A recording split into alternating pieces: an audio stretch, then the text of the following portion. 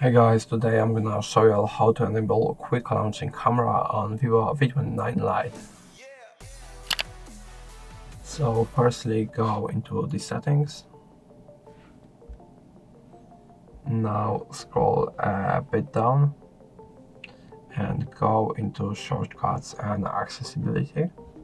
Now go into quick action, and here make sure firstly that this option is enabled, and now we can choose which thing you would like to activate. I'm going to choose open camera. Now when the screen is locked, you can just hold down the volume down button, and now camera is going to activate. So that's going to be all. If it helped you, please leave a like and subscribe, and if you have any more questions, let us know in the comments.